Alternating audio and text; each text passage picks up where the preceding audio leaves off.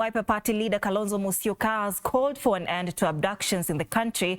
This coming as the Kenya Kwanza government has been under scrutiny regarding its action to address human rights violations. This as human rights groups have documented over 128 extrajudicial killings and 351 cases of torture since Ruto's inauguration, highlighting a troubling trend of violence against dissenters. Take a look.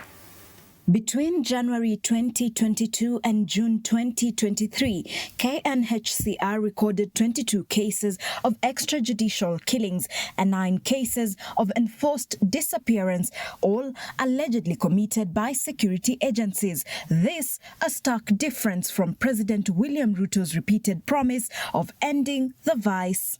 There was a container here at the Nairobi area where people were being slaughtered in a police station. How did we end up there? You know, what kind of rogue, institution? And that is why I fired that Kinoti man. Because I mean it's not right. Fast forward to September 2024, and families of Bobby Njagi, Aslam Longton and Jamil Longton are yet to reconnect with them after their abduction in Kitengela town. Inspector General of Police, the judge was very generous with you.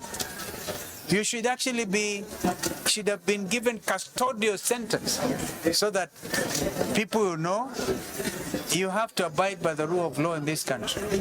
Because he has to produce the 3 people from Kitengela whose families are even in hiding.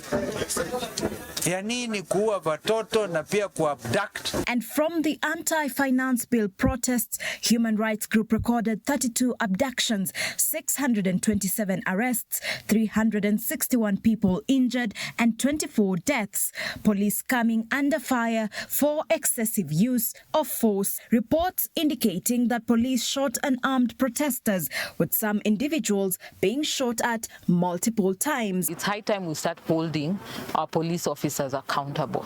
Those who are found culpable should not be protected.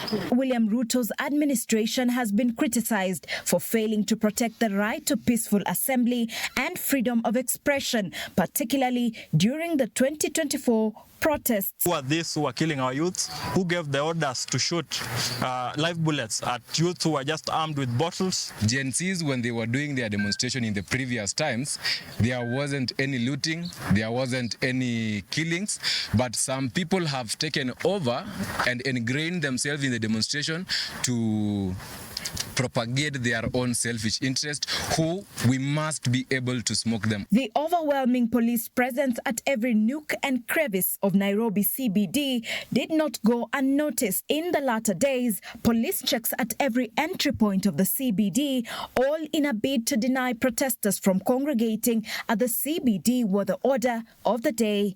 We continue in this tangent that we see weaponization of police agencies.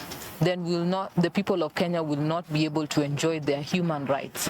They'll not be able to exercise their rights to participate public, to raise their voices, to raise their concerns as a people of Kenya. The events would unfold. International pressure would also pile.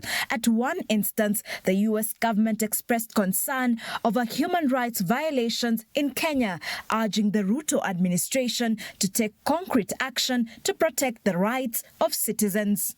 To its credit, the Kenya Kwanza administration took some action in its formative days, such as disbanding the SSU, a police unit linked to numerous extrajudicial killings and enforced disappearance. This move was presented as a step towards accountability and reform within the police force. This as several public commitments to uphold human rights have been made and continue to be made. That they have no business carrying out political order. Let them go and read the Constitution and read the law. Sat down with the command of the police from the IG downwards. And we have agreed that they will operate within the law. However, the effectiveness and sincerity of these measures remain in question. Sheila Chelangat for TV 47. Still on the